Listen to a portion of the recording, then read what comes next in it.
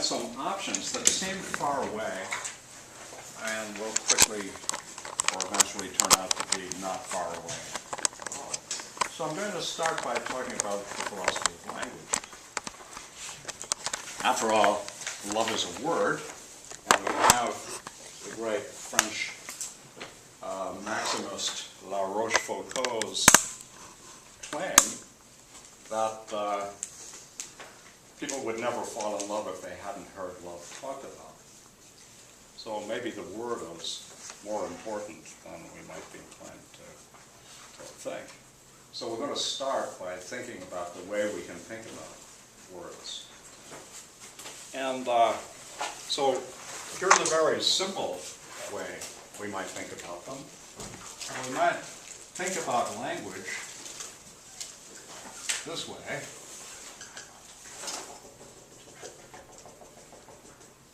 It's a kind of web, and a word, like love, is somewhere in the web.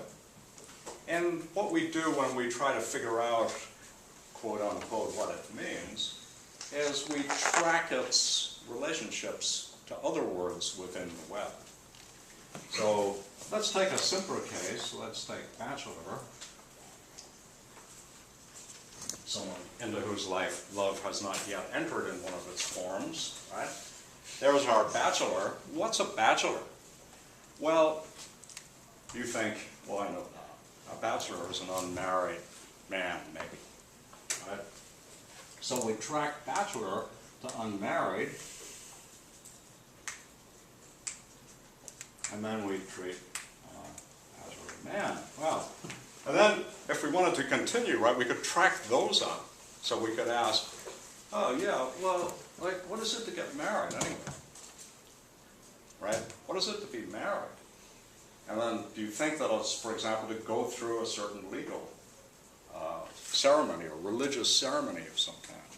Then you might think, well, what kind? I mean, suppose your society thinks that marriage is between one man and one woman, as ours did until fairly recently, right? Was that right? Were they right to think about it that way? Could they just have changed it? Were they changing it arbitrarily? Did they think they were tracking something? What did they think they were doing when they did that? So when we start thinking about what marriage is, we're going to track out, and we might get to more relations, right? And the same, of course, for man. We might think, well, what is a man? One man, one woman? What is a man? What is a woman? And we might ask, where do we find the truth out about those things? Right? So we started with a simple one, bachelor, and we end up tracking out to a whole lot of others that are less simple. Right? And we might think about, suppose I said to you, okay, so write me an essay and tell me what a man is. You might wonder, well, what research would you go over to the genetics department to try to find out? Would you look it up in the dictionary? Would you consult the vast inner resources of your imagination? What would you do exactly? So that's one. Now, that's all looking at the question as if we should answer it by looking within the web of words, right? So we track out the relation. Being competent, you might think, in the use of a term like man or love or unmarried is, well, getting some of the connections right. And so, for example, if your kid said, well, but Dad, what is love anyway? And you said, as David Frost famously did, well, in tennis, love means nothing, right? That's a good, probably one of the best answers, actually, because it's definitely true, right? But if you were asked and you said, well, love is a nice knockdown argument, you would think, you don't know what love is, right? That's too far away. Unless you're going to tell me a great story, I think you just don't know. You're confused about something, right? You've got to get some of the connections right and roughly put it in the right ballpark in the web to count as we say, knowing the meaning or having the concept, if that's the same thing. Let's pick another word. Let's pick the word gold, which has a great history in human culture. but also, of course, in philosophy. Right? So suppose I said, what's gold? And you might think, well, I should track it out, I should figure it out by looking at the connections that it has between, that exist between the word gold and other words. And I might be led to metal, gold-colored, but some other heavy, smooth, bunch of stuff that would be in the kind of stereotype of gold. And if you didn't know that, if you thought that gold was a liquid, right, you wouldn't know what it was, right? You'd be too lost, too far away from getting it right. But could you find out what gold is this way? You might think, no, I couldn't. And one of the reasons for that is that some of the words, and the interesting question might be which ones, right? Some of the words reach outside the web, let's call it that, the web of language, right? They reach out into the non-linguistic world.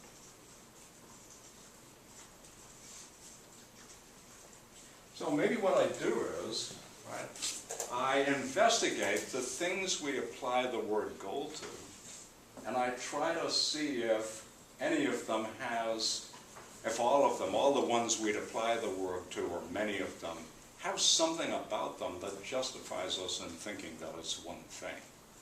So it might be that we find out, for example, that it's got certain interesting chemical properties, or physical properties, that its atomic weight is 79, or that it melts in, it dissolves in aqua regia, or right, it's the most conductive of the metals, or a whole big load of other things, right?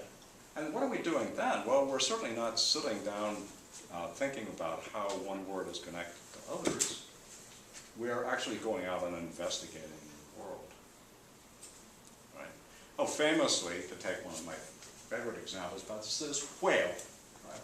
So once upon a time, not that long ago, if you'd been asking what a whale was, and you said, Daddy, what's a whale?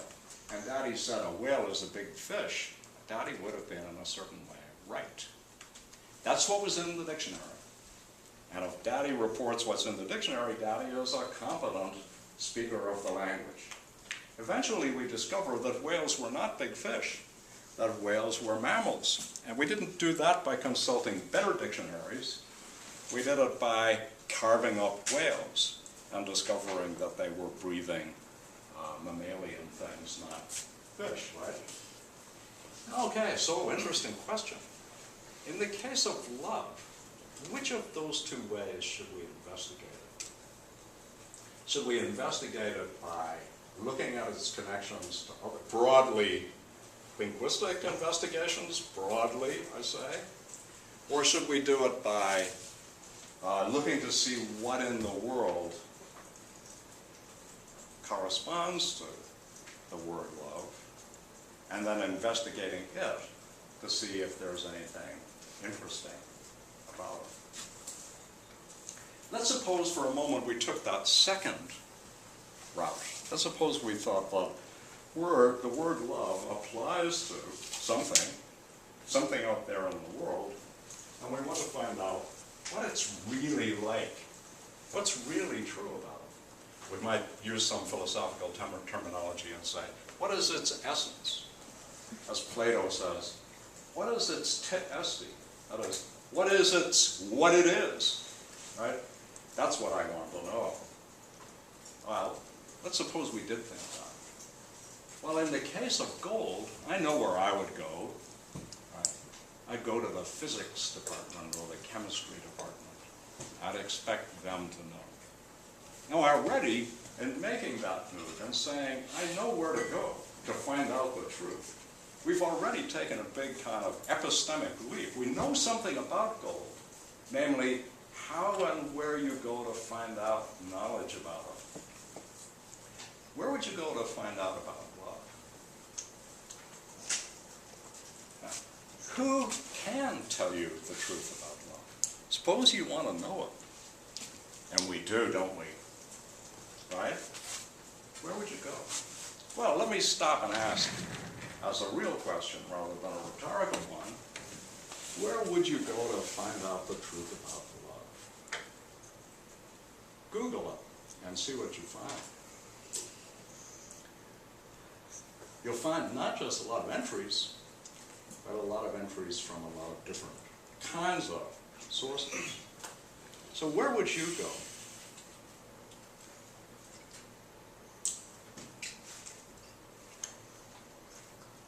Bravery. Stanford Encyclopedia of Philosophy. It's always a good first step. Always a good first step. And what would you find if you went there? Probably a bunch of different philosophical views about theories of love, objections to each of those, common responses, a nice long bibliography of where I can go look. Yeah. It's probably just a bunch of more Yeah, philosophers. it's not the usual shit, right? Yeah, so the sort of stuff that philosophers do when they're interested in a question like this. So you start looking at a definition, for example. So love is wanting the good for another person for their own sake. To take it one that's not entirely implausible. And then you're going to find objections to it. You're going to find alternatives. You're going to find, well, you're going to chisel away at it one way or another. An interesting question is, what when you do that is you're chiseling sensitive to?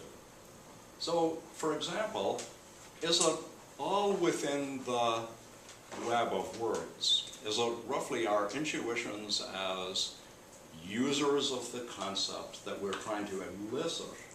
Right? Are we doing what John Rawls calls engaging in reflective equilibrium? We're looking at things we apply the word to. We're trying to find out what they all have in common. We're moving backwards and forwards between our word and our definition, trying to get a kind of a rough fit, best fit between those two. And then we declare, if we are able to do it, the game is over. We know what love is.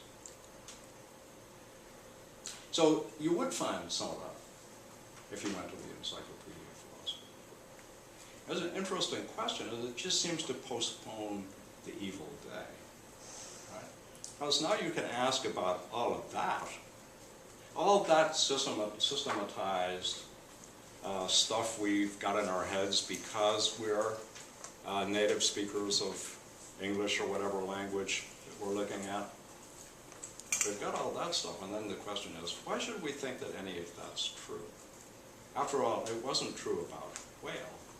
If we'd done it about whale, we would have found a false theory of whales. Right? Our concept of whale, we would have discovered what that is. Not hard, big fish, right? But it was false. So why should it be any different about love?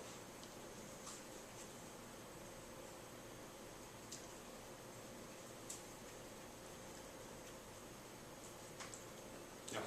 Well, most people have experienced love in ways we haven't experienced whales.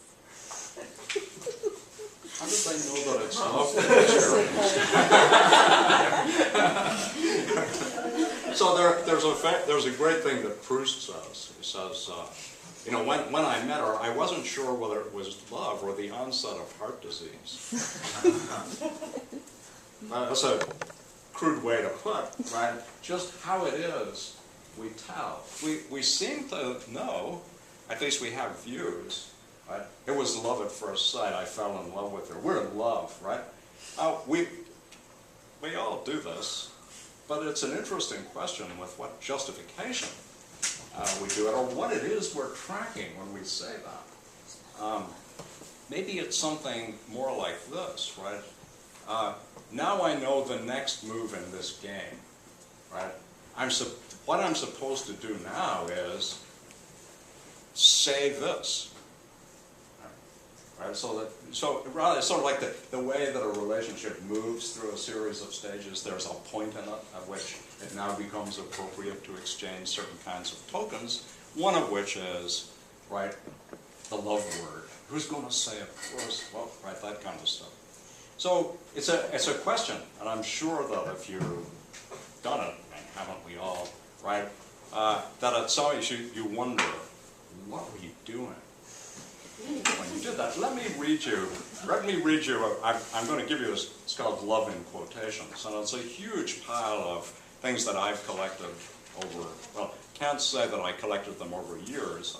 Some of them, yes, but I collected them a couple of days ago to give them to you from my great store of collections of quotations on all manner of things. Let me see if I can find the one that I want.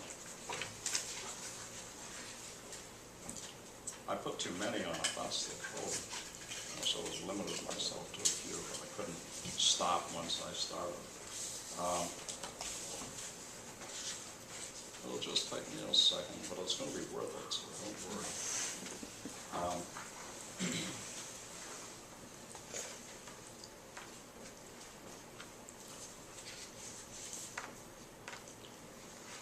If I was looking on my computer, I could find it in an instant, because I know how to search for it. But I'm not, so I can't. Here we are. This is the American short story writer Grace Paley. Love illusions are very famous. He says, I never really loved you. I mean, not really. She says, what? Not once, he says, in the last 32 years. Not even that week in Santa Cruz? He says, feeling the honor of truthfulness. No, he says, not deeply, really, no. It was an illusion, but not until disillusionment. Before that, it was a fact. It was love. Now, there's a thing to think about whether you think it was love when you break up. You might think, oh, now I'm going to say it. Let me read you a famous poem of Shakespeare's about this very thing, which I'm sure you all know. Let me not to the marriage of true minds admit impediment. Love is not love that alters when it alteration finds, or bends with the remover to remove. Oh no, it is an ever-fixed mark that looks on tempests and is never shaken. It is a star to every wandering bark, whose worth's unknown, although his height be taken. Love's not time's fool, though rosy lips and cheeks within his bending sickle's compass come. Love alters not with his brief hours and weeks, but bears it out even to the edge of doom. If this be falsehood, and upon me proved I never written, no man ever loved. If it stops, it wasn't love. That's the gist of Shakespeare. Is he right? How would you tell?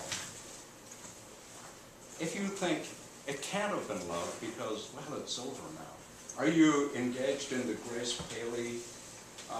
It was love until disillusionment set in, and then it stops being love. Why? Well, because you're in the grip of the Shakespearean thought, right? It can't have been love because now it's over. Okay, so we wandered right into the great morass of this question. What is an erotic authority? What's an authority on love? What is it? Who should you consult? So we had one plausible line, and we saw a worry about it, right? The plausible line being, well, we should look to the philosopher, like, oh, what department are we in, damn it, right? We should look to the philosophers. The last people I would go to find out, well, I can tell you, but that's just me, you know. Wait, I'm a lying. That sounded a bit like the liar's paradox to me, right? I wouldn't go to one, whatever. Okay. We go to the philosophers, but if we do, we have to ask what they draw on to come up with their theories. And then we have to worry about a question. So here's the way I'm going to ask. The question we're looking at is an epistemic one, and it's erotic authority.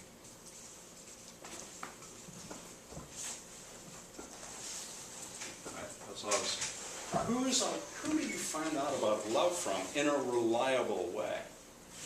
Who should you go to if you want to find out about it? That's that question. And the question that we look at is if we look in here, so if we think what we're going to do is we're going to do it this way, what's the erotic authority? It's going to be reflective equilibrium. that process I described,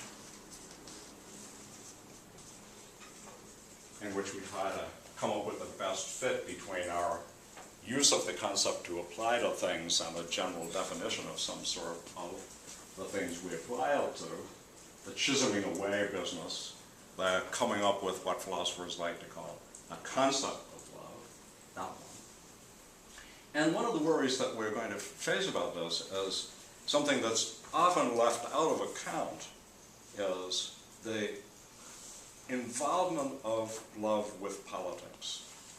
Now, there's no escaping this, and you see it instantly.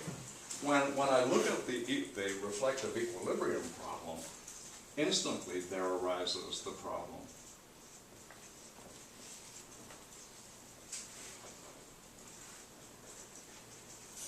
of ideology. Right? Namely, look, when feminists of a couple of decades ago said romantic love is a social structure aimed at the repression of women, they weren't doing reflective equilibrium. They were declaring that this concept embodied something like false consciousness, right? It was a bad political thing, and you shouldn't be looking for it in your life, and you shouldn't be thinking it's a good thing. You shouldn't be doing any of that stuff because actually it's a repressive, bad notion.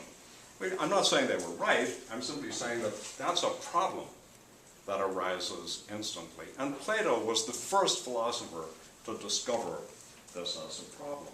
And I think I have asked you to read. I'm not going to expect that you've all done the reading for today, but I've just, as one of the things I asked you to look at, was the argument with Thrasymachus in Book 1 of the Republic. And many of you, or any of you who've taken a class with me on Plato, have probably run into this problem because it's a problem that has driven a great deal of my own philosophical work on thinking. I think it's a very deep problem, and you would think, to look at a lot of the philosophy that goes on, that it had never been discovered, that we were all just blissfully happy finding out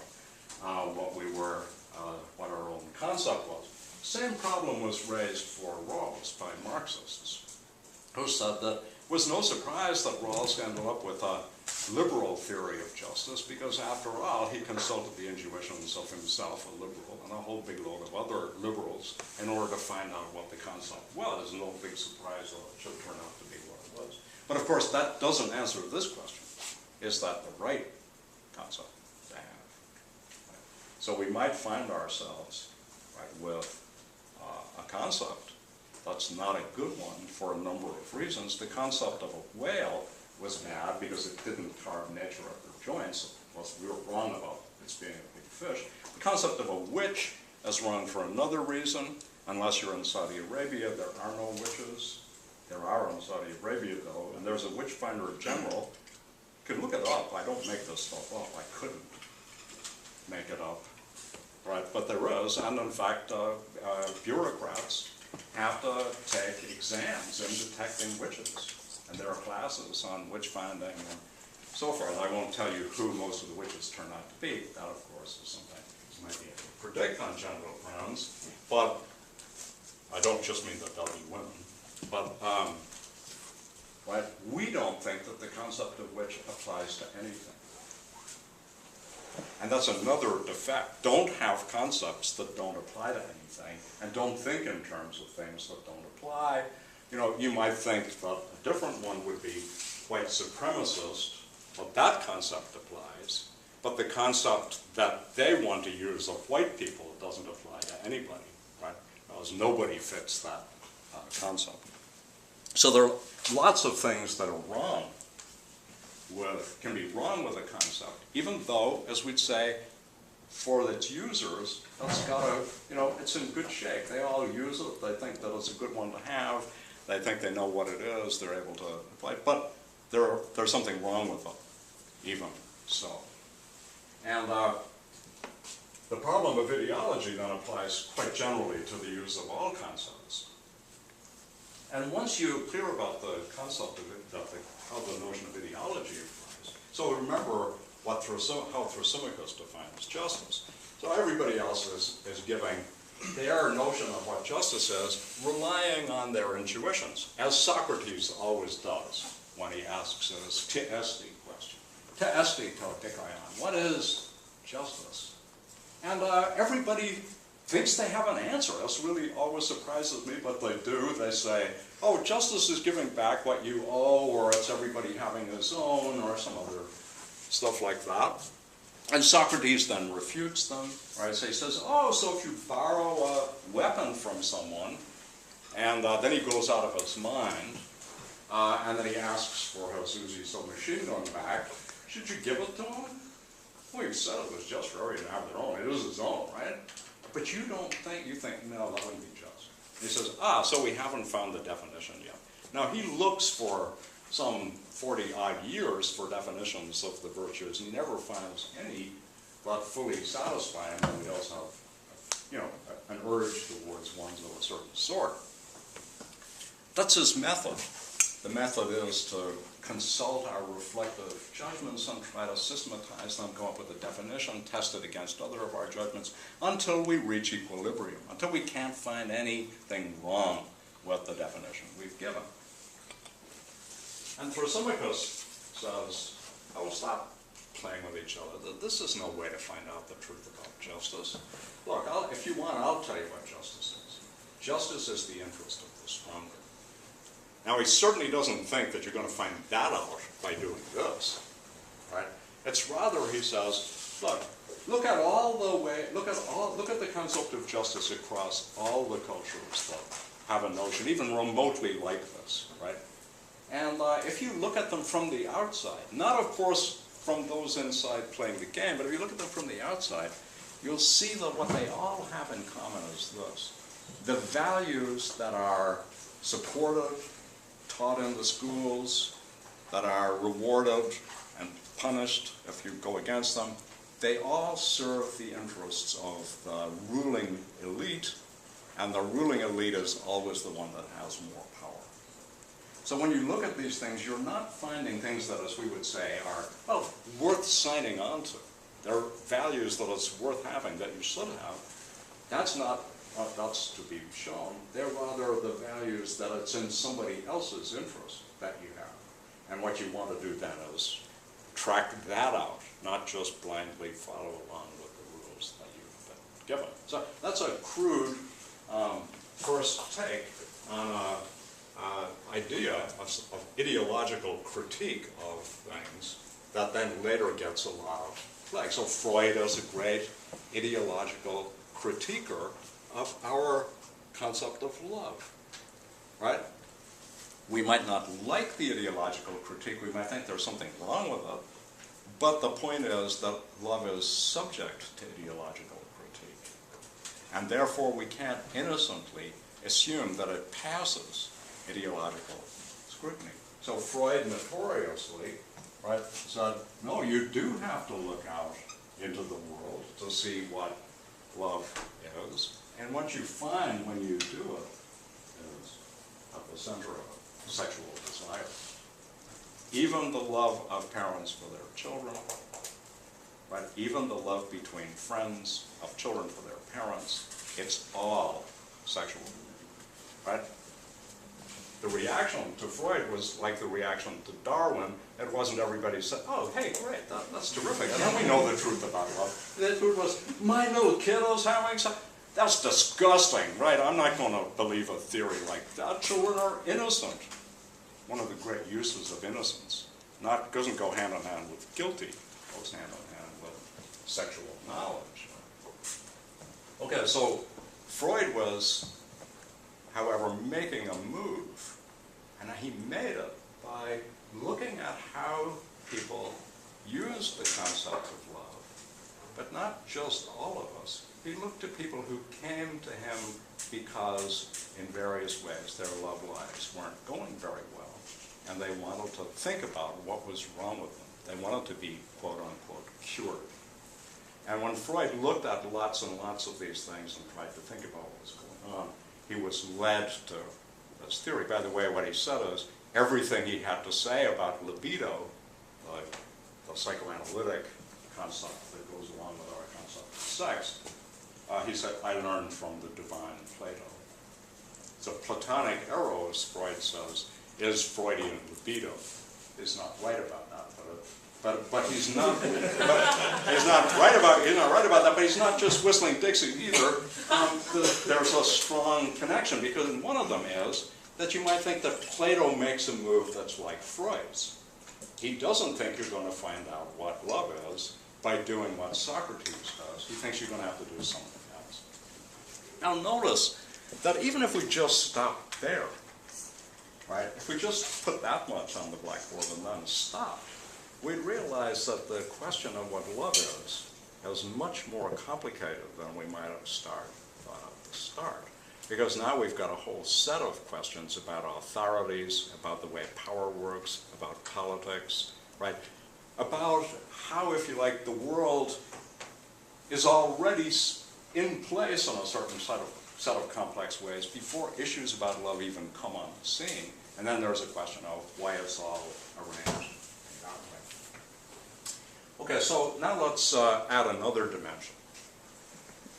So once we're at the point where we look at the problem of ideology, we're into politics. And once we're into politics, we're into history. But we can look at the concept of love at a time. Or we can look at the concept as something that has a natural history, that it develops. So in the case of marriage, for example, we know that the concept that we've got nice, long, complicated histories that tell us that the concept of marriage has undergone a lot of change. And we know that's true, as it underwent a dramatic change yesterday, or not that long ago, right? Barely in history, we know that it underwent a change. So once we introduce history, we raise another question, right? And let me read you a little passage from another one of the, I could just give these all up to you, couldn't I? I will. Have a bunch of things. And let me just see if I can find this one. Okay.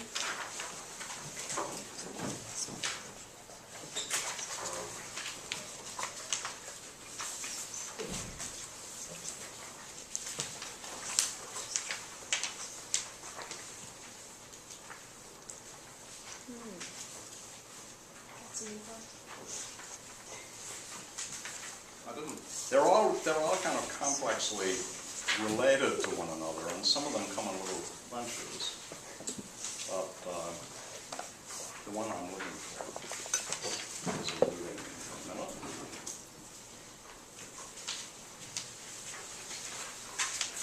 Don't get distracted by all the quotes. They're fascinating, but, you know.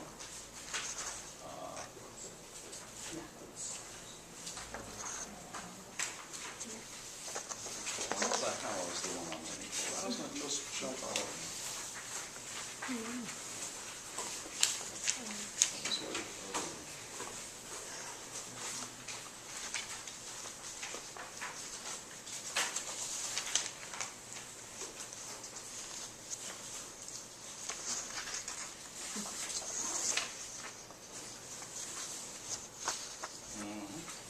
Yeah, there we go.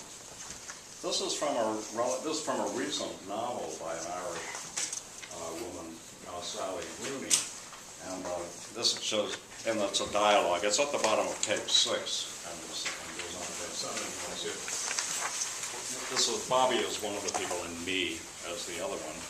Bobby, if you look at love as something other than an interpersonal phenomenon, and try to understand it as a social value system, it's both antithetical to capitalism in that it challenges the axiom of selfishness, which dictates the whole logic of inequality, and yet also it's subservient and facilitatory, i.e. mothers selflessly raising children without any profit motive, which seems to contradict the demands of the market at one level and yet actually just functions to provide workers for free.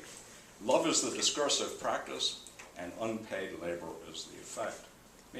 But I mean, I get that. I'm anti-love as such. That's vapid, Francis. You have to be more than say you have to do more than say you're anti things.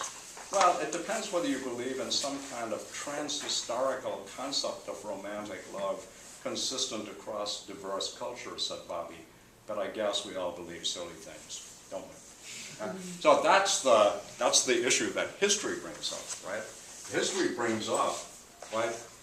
Are we looking at love now and our intuitions about it now?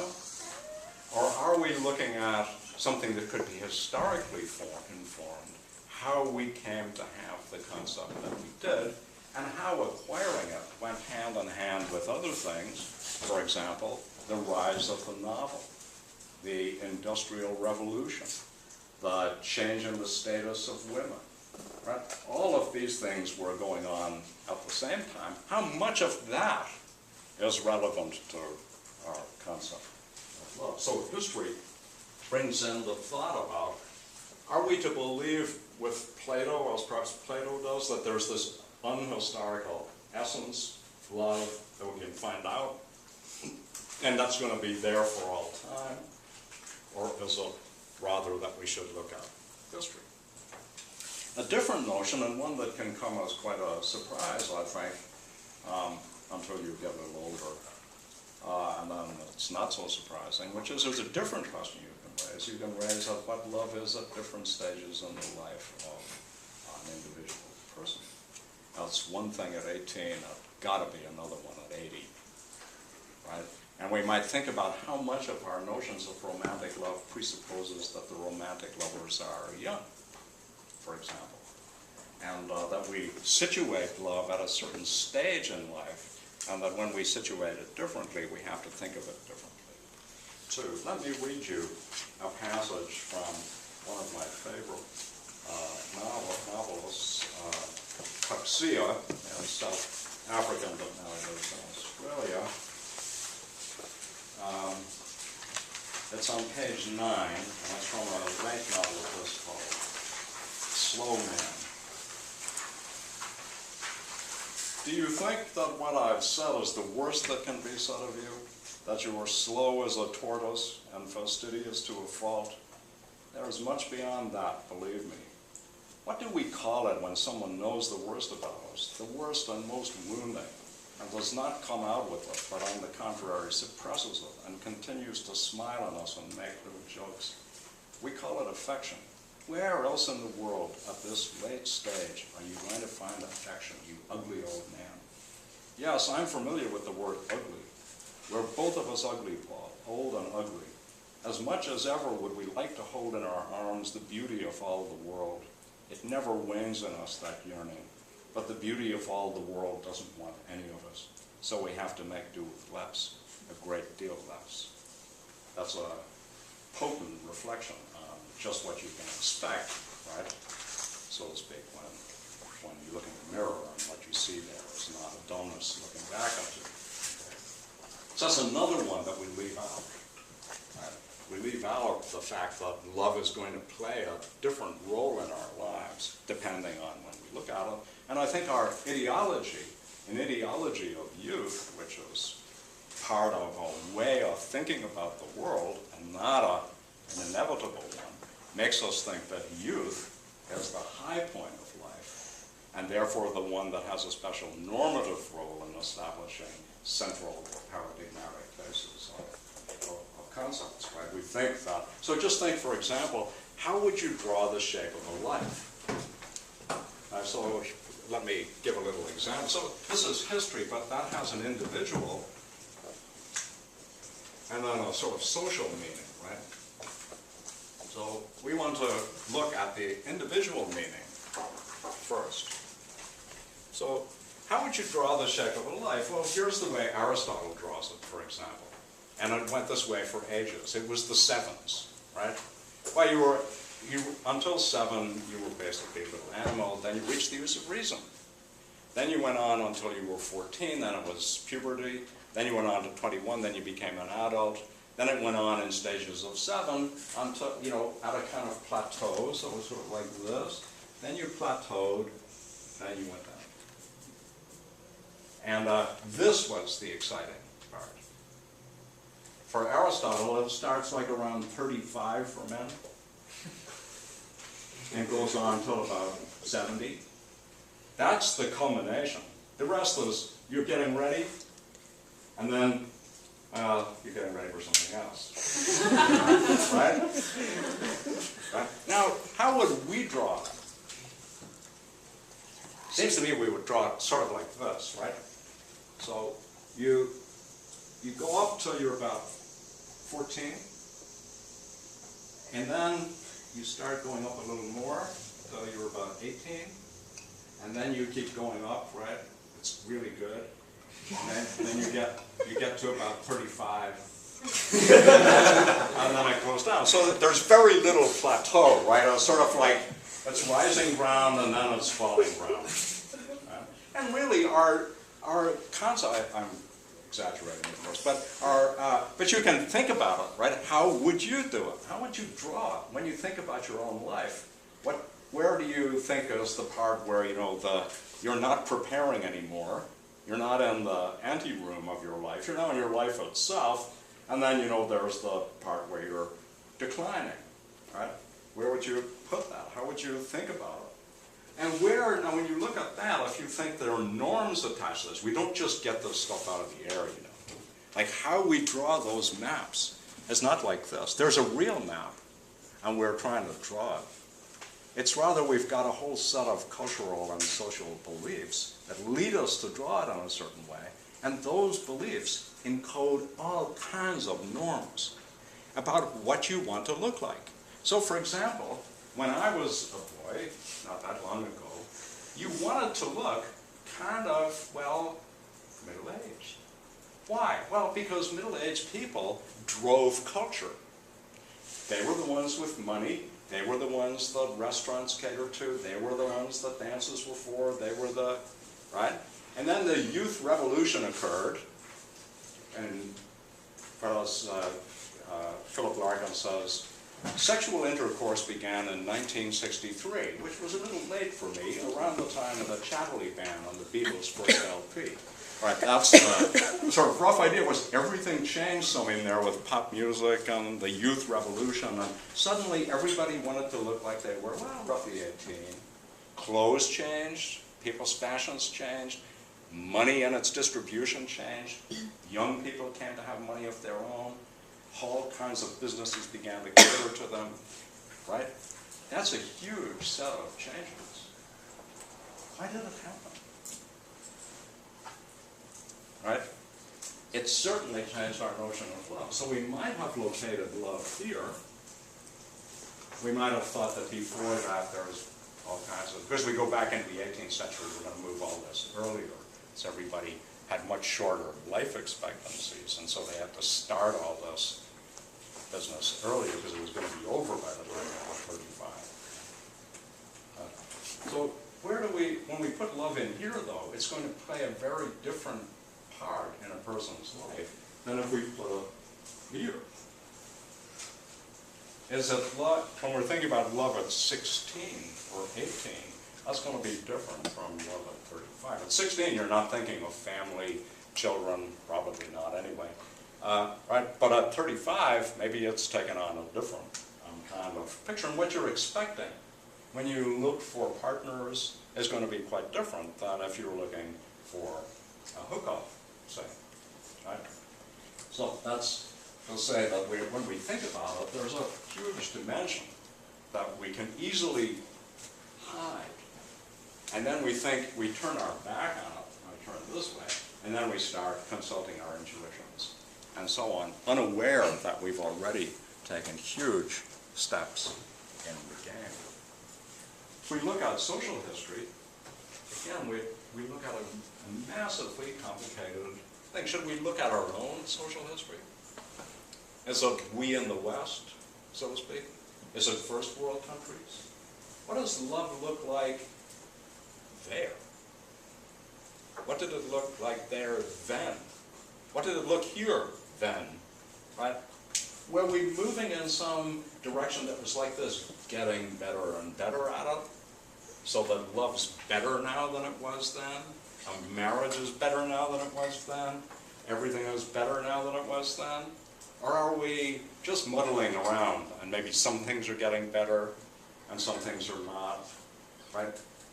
That's a thought that we want to bring in. And let me look at the very last quotation, which might seem to have nothing to do with love when you read it, but now you will see that it does. A map of the world that doesn't include utopia is not even worth glancing at. It's a great, Oscar Wilde is one of the best thinkers about nearly everything, but it doesn't matter. In this regard, he's right. If we want to draw a map of love, we're going to have to put utopia on it. Why? Well, here's a simple thought. So when we want to look at what's happened in the long history of love, and we ask ourselves, has it been getting better? We're asking a normative question, a question about not what love is, but what should it be? So let me give an obvious little riff on a word. So our concept of love, yours, mine, everyone's, whatever it is, has been formed in a male hegemonic context. That's the only context there is. So we know that. And that means that it embodies all of the complex ripple effects of male hegemony. And so if we corrected for that, if women were equal, we didn't have a male hegemonic society, what would love look like then? Would it look the same?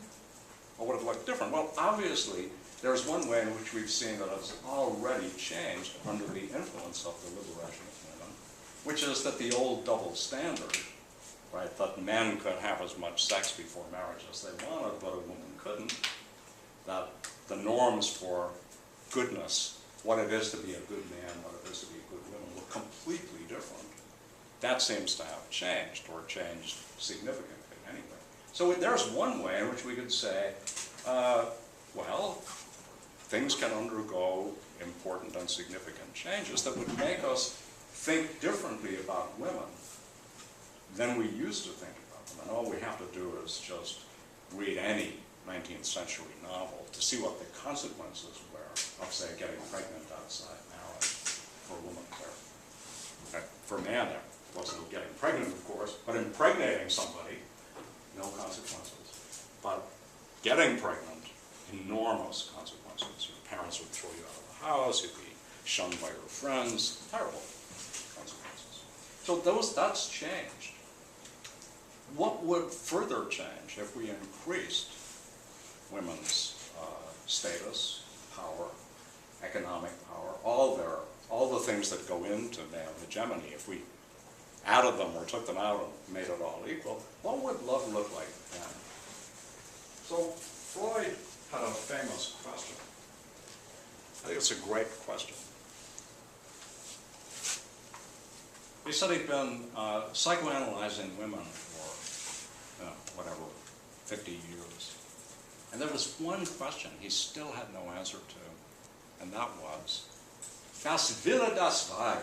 What do women want? And you think, well, you see, Sigmund, there isn't an answer to that question when there's male hegemony. There can't be an answer to it. Why not? Because when there's male hegemony, the answer is always, even if true, is going to be subject to the following skeptical worry. You're just saying that because you're male-dominated. So, you may know I'm not making this stuff up. You can look at the history of challenges, right? So, for example, suppose, as happened, two women decide to make a pornographic film that they aim at women. They think too many films made by guys aimed at guys. We want to make women's pornography. The challenge was, they made it, collective in Berkeley. They made it, the film was shown. The reaction of lots of women was, that's the result of your being male-dominated. even your imagination is corrupted by the power structure. That's what men want too. You're just showing how dominated you are. That's not women's sexuality, that's male sexuality reflected by women. And you think, well, what would not be that? How could you prove? Right? What would be the test? What would it look like? We have no idea. Right? So there's a famous, I'm sure you've all heard of, no means no. When a woman says no, it means no. Now there's a real question. Does anything a woman say mean what it seems to mean? After all, women are co-opted, dominated. Their minds are infiltrated by a subtle set of power structures. How is one to tell when a woman speaks authentically? Oh, well, you might think, gee, I don't like to hear that. Right? But let me flip it over. How is one to tell that a man is speaking authentically? It's the same problem. It's a master-slave dialectic, as Hegel has it. It may be worse for the dominated, but the problem of what would I want if I knew what women wanted is just as deep and probing the problem as what do women want? Right? It's not as if there's a simple answer to what male desire is. Male desire has been formed in a male hegemonic society too, and is just as distorted and twisted by the power structure as women's, even if it might look like males are doing better. It seems to me pretty obvious that if you look at the long record of unhappiness and dissatisfaction, it's not going to turn out that anybody's doing all that well. So that's another side. It's not about this question, who's dominated by whom.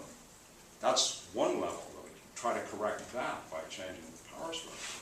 But you don't change the question of who speaks authentically, how do we know what people want, you have to first see that it's a problem for both sides. It's not just a problem for the dominated one. Okay, let me stop there for a little bit and see if there are any thoughts.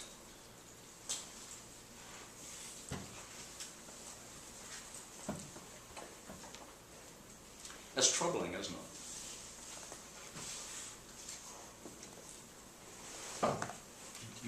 It seems like even if you had some sort of power dynamic where the sexes were equal, you could say, well, our desires are molded by that context as well. So Sorry, say again. even if there was not everything was equal, you could still say that context is what's determining our desires. Like what makes that one more normative or true or authentic than one of a power imbalance? Well, how would anyone think of an answer to that? So the challenge is, well, suppose we had an equal playing field. I mean, suppose there was just no good argument that one gender dominated another, or one race another, or anything like that. I mean, individuals might be dominated by other individuals, can't do much about that, unless it takes criminal forms, right? But socially, you would say, no, this is about as equal as you can get it, and we all agree, right? Now the worry is, there's still a question. Your desires are the result of social formation, even if the formation is in that way a good one. What makes you think it's you, right?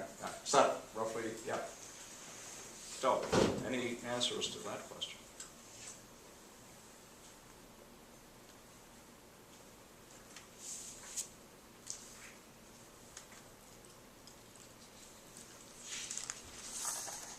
It seems like you have to say something about in what way it's normative.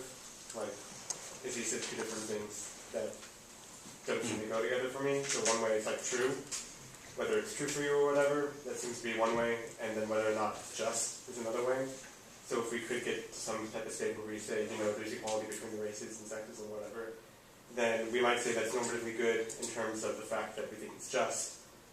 But we could say the normativity about whether or not there's something authentic about it is a different question. Yeah, I mean, that would be one. So I thought as well, that would get rid of one set of worries, but not all the sets of worries. And I think there's another set of worries. And this is good, since you brought it up this way, Izzy, I think it's a good way to segue into it. As one of the things that we would have to ask ourselves is, who's doing this loving anyway? Right? So even if what I think is that I love you and I'm correctly applying the concept in some way, this is love. There is really a further question of whether that concept latches on to me in the requisite way. Right? Yes, what? Right? There's a question of who's, so to speak, who's doing the loving. Let's just read a few little passages about this. So look at the bottom of page 1 and we'll start there. We'll start with a famous quote from F. Scott Fitzgerald. You'll see why it connects up to the others in a second. Begin with an individual, and before you know it, you find that you've created a type. Begin with a type, and you find that you've created nothing. Interesting little thought about how to write and how not to write. We're such inward, secret creatures that that inwardness is the most amazing thing about us, even more amazing than our reason. This is the philosopher and novelist Iris Murdoch. I've come to see I'm very fond because there are quotations from different novels of his. We are all like icebergs. This is Elizabeth Taylor, another great English writer, not the Elizabeth Taylor you all know and love, but the other one. We're all like icebergs. Underneath, where the greater parts are hidden, it's dark and unreachable. That hidden part is our secret thoughts, our childhood, our dreams, our fears. I'll just read, and we'll see how they all connect. That blackening and poisoning of the imagination, which is one of the worst, as well as of the commonest forms of human misery. His world had become uncanny, full of terrible crimes and ordeals and punishments. When we do ill, we anesthetize our imagination. Every human being is different, more absolutely different and peculiar than we can goad ourselves into conceiving. And our persistent desire to depict human lives as dramas leads us to see in the same light events which may have multiple interpretations and causes. Only art explains, and that cannot itself be explained. We and art are made for each other, and where that bond fails, human life fails. Okay, I'm going to read you a couple of long quotations from Proust. You'll see how they all connect together. Certainly, experiments in spiritualism offer us no more proof than the dogmas of religion that the soul survives death. All we can say is that everything is arranged in this life as though we entered it carrying a burden of obligations contracted in a former life. There's no reason inherent in the conditions of life on this earth that can make us consider ourselves obliged to do good, to be kind and thoughtful, even to be polite, nor for the atheist artist to consider himself obliged to begin over again a score of times, a work the admiration aroused by which will matter little to his worm-eaten body, like the patch of yellow wall painted with such skill and refinement by an artist destined to be forever unknown and barely identified under the name of Vermeer. You can look at that Vermeer. All these obligations, which have no sanction in our present life, seem to belong to a different world, a world based on kindness, scrupulousness, self-sacrifice, a world entirely different from this one, and which we leave in order to be born on this earth, before returning there to live once again beneath the sway of those unknown laws, which we obeyed because we bore their precepts in our hearts, not knowing whose hand had traced them, those laws to which every profound work of the intellect brings us nearer, and which are invisible only, if then, to fools. The moral. But art, if it means awareness of our own life, means also awareness of the lives of other people. For style for the writer, no less than color for the painter, is a question not of technique, but of vision. It's the revelation, which by direct and conscious methods would be impossible, of the qualitative difference, the uniqueness of the fashion in which the world appears to each one of us, a difference which, if there were no art, would remain forever the secret of every individual. Through art alone are we able to emerge from ourselves, to know what another person sees of a universe which is not the same as our own, and of which, without art, the landscape would remain as unknown to us as those that may exist in the moon. Thanks to art, instead of seeing one world only, one's own, we see that world multiply itself, and we have at our disposal as many worlds as there are original artists, worlds more different one from another than those which revolve in infinite space, worlds which, centuries after the extinction of the fire from which their first light emanated, whether it is called Rembrandt or Vermeer, sends us still each one its special radiance. We don't know others. They are an enigma.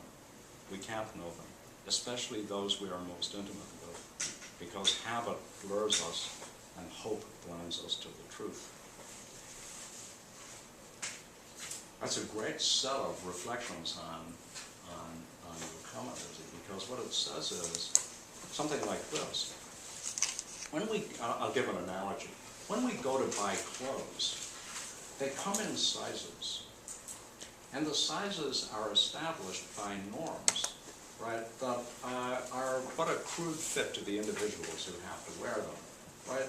You can have a 29-inch waist, and you can have a 30-inch waist, but you can't have a 29.75-inch waist or a 29.5. You can have a 30 inseam, but not a 31.25. If you want to get them to fit right, you've got to get them tailored, right? But almost everything is off the peg,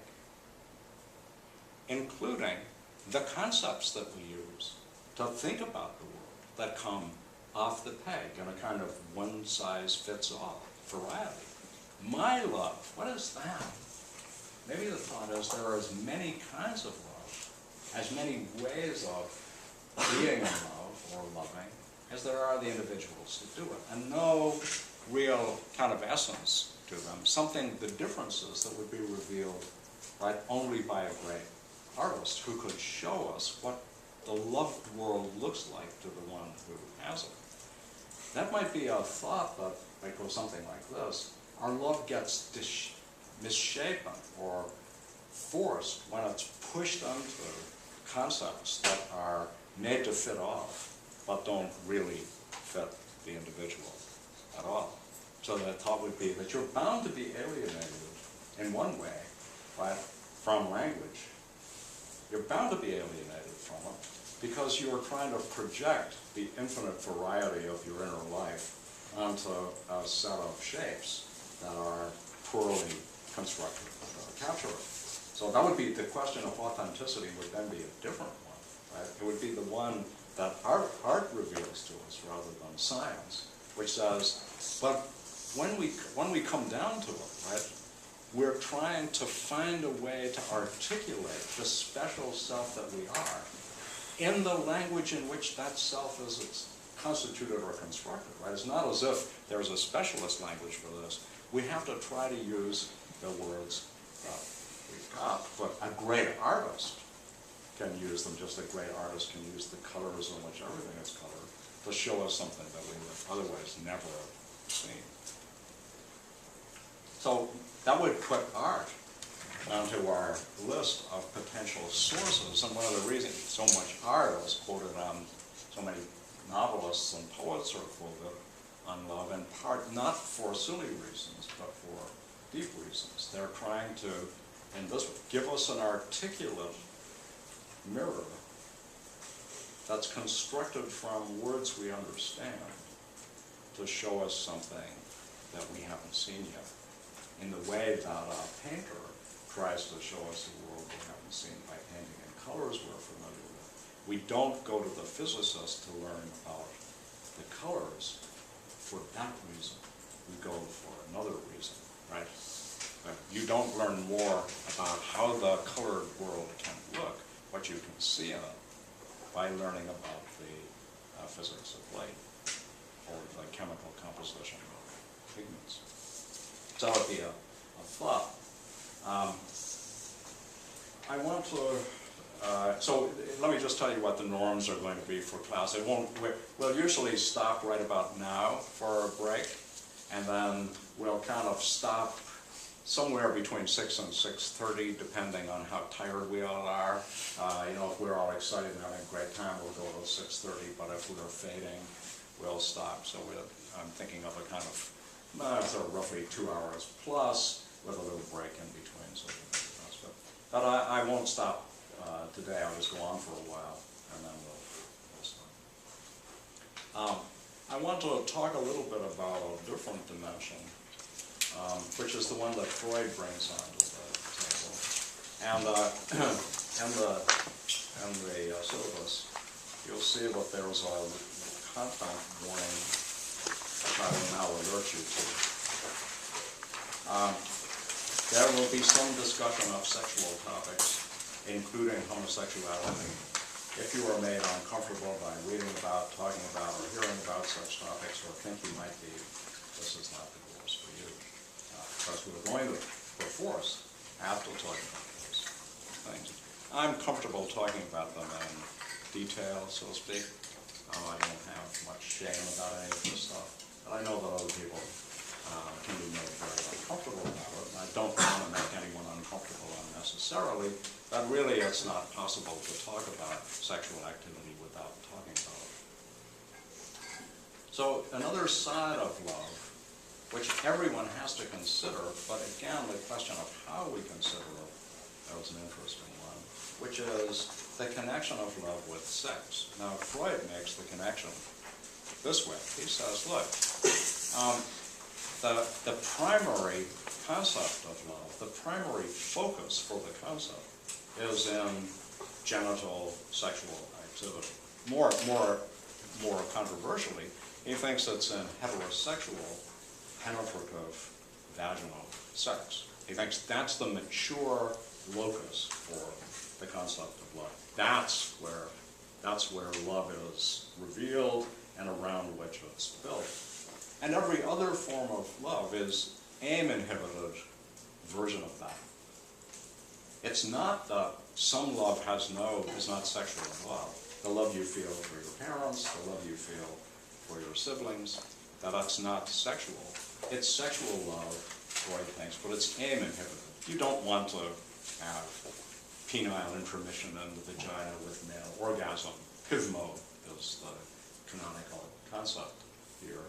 You don't want to have that with them, but it's an inhibition of that drive, which is why when it's poorly inhibited, you get things like incest or other forms of sexual activity, right? It's always there, but you learn to control and inhibit it, so you're not inclined to act it out, except maybe in fantasy or dreams. That's the Freudian picture. And it matters, even if you're not a Freudian, even if you think this Freud is wrong about all of this, we do have to consider the role of sex in relation to our concept of love, whether we think it's central, or to take a different example, it's really an add-on. So consider the following picture, which has a lot to be said for. Love is wanting the good for another person. But what that good is that you want for them is in part who they are, and since in part you want to be an agent of it, that's also depends on what kind of an agent of their good you can be. So when it's your beloved, your sexual partner, you want to be a source of sexual goodness for that person. But when it's your child, you don't. Why? Well, because wanting the good for your child as its parent doesn't include wanting its sexual good. So you look at the concept that way, right? And you think, oh, sex is just present in some cases as a good that people can want for each other, who want the good for each other, but it's not present in other cases because the kind of good that's involved is not a sexual good. Notice there's nothing aim-inhibited about any of those concepts, right? It's just, given the aims they have, sex is part of some but not of other, but they're all equally love, and that means there isn't any repressed sexual side to some of them, right? Though there might be. And I think that it's very important to ask what happens to the concept of love when we recognize that it is the concept used by sexual beings, us. So we talk about making love and loving that's involved sex, and we have to ask ourselves what's going on when we do that. And here I think one of the great insights is the one that W.B. Yeats has in Crazy Jane Talks with the Bishop, which is the poem at the middle of page 3. Basically, the bishop has said to Crazy Jane, listen, why don't you build your mansion in heaven and get rid of all this sexual dirt and forget about it. And this is what Crazy Jane responds.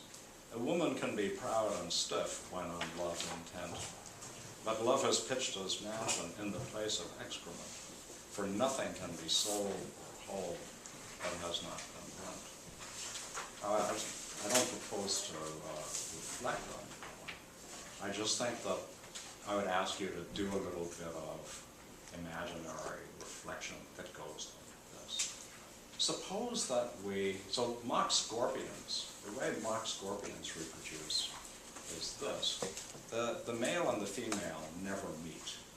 The male wanders around, and every now and again he excretes a little sort of sticky substance that forms something like a little stalagmite, and on the top of it he puts some of his semen. And when the female mock scorpion finds it, she sits on it. They never meet. This is, say, it's recognizably sexual reproduction, but it doesn't involve any meeting of the sexes, right? It's, in that sense, kind of far away from coupling. But it's still recognizably something sexual. And it involves, too, the sexual parts, the pudenda, the parts of shame, as the Latin word for them is, right? The naughty bits, the hidden parts, the parts we don't reveal in public, those parts, the excretory parts. So suppose it was this way. Suppose that we reproduce sexually, but it didn't involve those parts. It involved other, nicer, cleaner parts. Suppose that we did it just by mind operations. It didn't involve any pivmo, didn't involve anything like it. Maybe we just touched fingers or noses, or, well, find the most sanitary part of yourself, elbows or something. It didn't involve anything that had other kinds of association. It wasn't the place of excrement. And then think, what would it be, what makes its being so close to our excretory organs? Why do our sexual organs, what affects those that? And I bet you'll be able to think of quite a few if you do some of this reflection. Drawn forward by these appetites, this is a recent novel by a gay man, Gareth Greenwell. Drawn forward by these appetites we share, that humiliating need that, as always, even in my moments of apparent pride, run alongside my life like a snapping dog. I want to put the apparent pride together with proud and stiff, and think about the ways in which the fact that our sexual needs aren't under the control of our frontal lobes, what role that plays in our, so they take us over, we're not fully in control of them. I'm sure you know this, but I'll tell you anyway, that St. Augustine thought that before the